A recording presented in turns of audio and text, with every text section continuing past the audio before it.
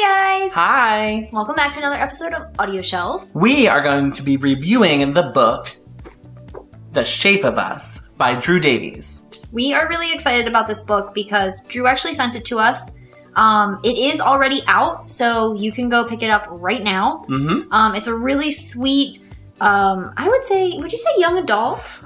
I'm thinking like contemporary romance. Okay, yeah. Yeah. It's definitely romance. It's a few different stories in there. It has Chris and Daisy. Mm-hmm. You have Alex and like Patrick / Kara. Yes. Then you have Dylan. Mm-hmm. And then you have JoJo and Frank and Belinda. I love JoJo.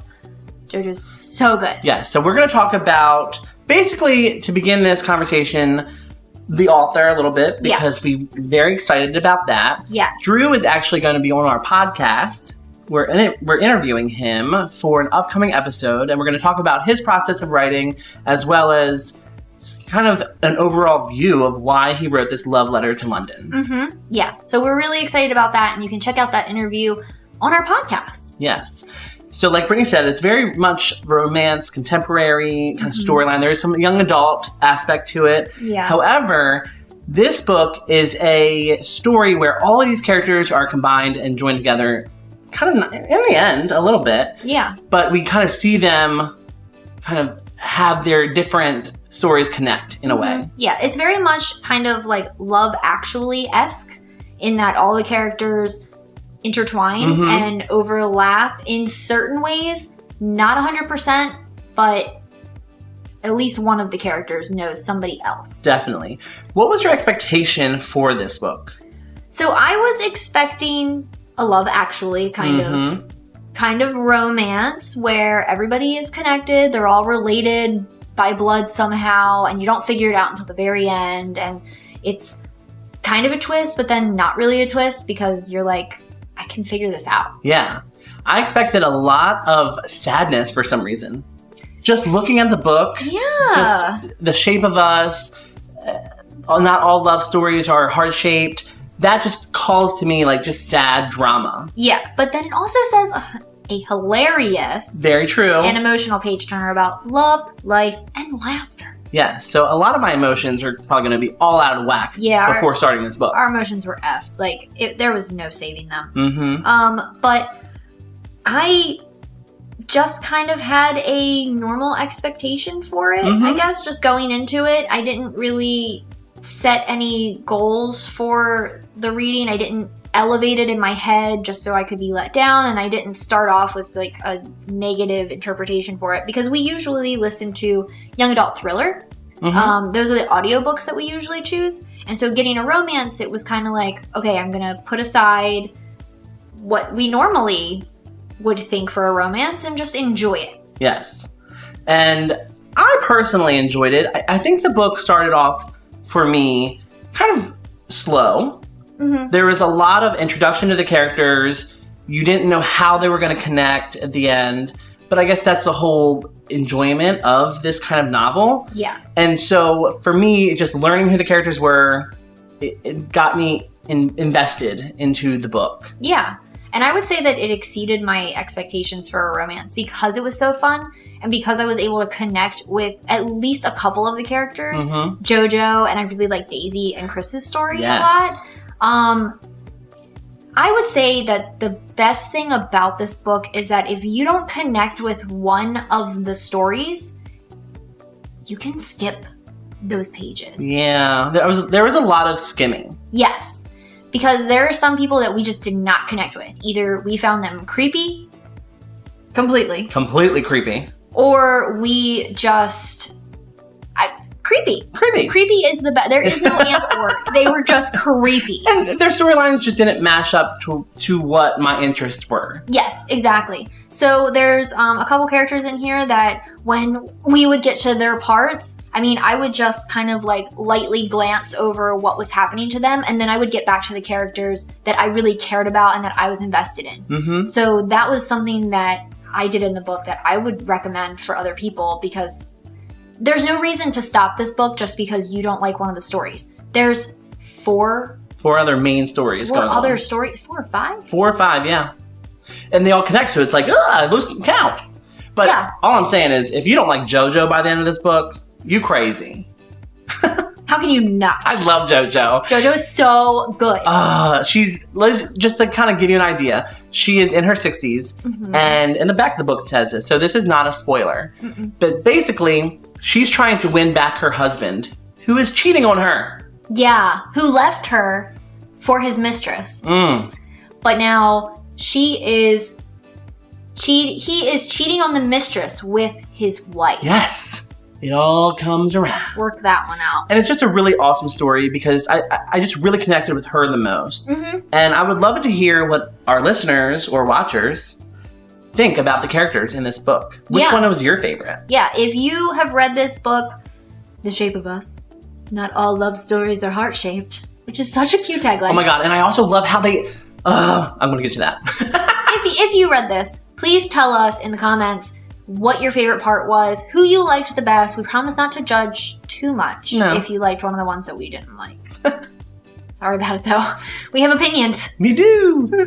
So the best thing that I loved about this book is the title, to be honest. The title perfectly matched the whole premise of the book, is that not all love stories are heart-shaped. Yeah. Circles and whatever kind of shape is there. I don't really know shapes right now. I'm blanking on geometry. It's okay. We cheated our way through it. We did. But whatever story comes is like your life. It's ever changing. And I love that idea of the shape of us. You never know the shape because it's always changing. Yeah. It's always evolving. I love it. It was deep. I love it. So I would totally recommend this book. Again, if there's somebody in here that you don't connect with, just skip it. Just go. It's easy to follow. Drew does this great thing where he puts an asterisk where it separates. He obviously has chapter headings as well, but the asterisks are there to separate what character we're following at that moment, and you can pretty much figure out what character you're at right from the first sentence of the book. Definitely. Yeah, so he makes it super easy. So I definitely would say pick this up. Read it. It's short. It goes by very quickly. How short is it? It's 300? 300 pages, 315. Yeah. Give or take. But it just goes by so quickly. It does. Yeah. It's a really easy, fun read, even for people who aren't Londoners. Yes. And that's a question I'm like very excited to talk to Drew about is why a love letter to London? I know that he's from London. Yeah. But what makes this a love letter to London? Yeah. And I'm very excited to hear about that. Yeah, we're looking forward to that. So let's talk about the book. The cover, our impressions. Well, you already talked about the shape of the book. And I really like the shape just because I really like hot air balloons. Yes. So that would be cool. I mean, can you imagine taking a hot air balloon over London? Romance. So much romance. Romance. And it has a very nice, soft feel cover. The colors are not overwhelming at all. It's just blue, red, white, and blue. Red, white, and blue. The British colors. Yes. Oh my god. Wow, we're like 5 just figuring that out. Has a cute little bird on it. It's just a really nice, satisfying cover. You can see it, nice feel. And its font is nice. That font is real nice. It's really, really good. Everything goes together. You have the serif on the back to describe each of the characters a little bit, just to give a little smidge about them to get you hooked. And then on the inside, you have nice, simple, solid chapter 1s, and then it goes right into the story. It's just a really nice, satisfying to look at book. It's a book that if we saw it in Target, we would take a picture of it and be like, we're getting this. In audiobook form. Definitely. But unfortunately, it doesn't have an audiobook form yet. Yet. So you have to pick it up in paperback, get that nice paper feel. So Drew wrote a message to us, and you know how we love to send and show you our messages. But it says, "Hi guys, enjoy and have a great 2019. Cheers, Drew." It's so British. So British. I guess. I love it. I love it so much. I'm in love with him. I mean, you know. You're in love with this? Love with everything about him. You're in love with him. Tried to save you from that one, but I can't. I just gave a creepy stare into the camera. And we have another restraining order. Great. So So anything else about the book that we want to talk about? I mean, we literally went over everything. I can't think of anything that we've left off. So if you want to hear more about Drew and The Shape of Us, you need to check out our podcast with his interview. Yes. We'll leave it again in the comments below.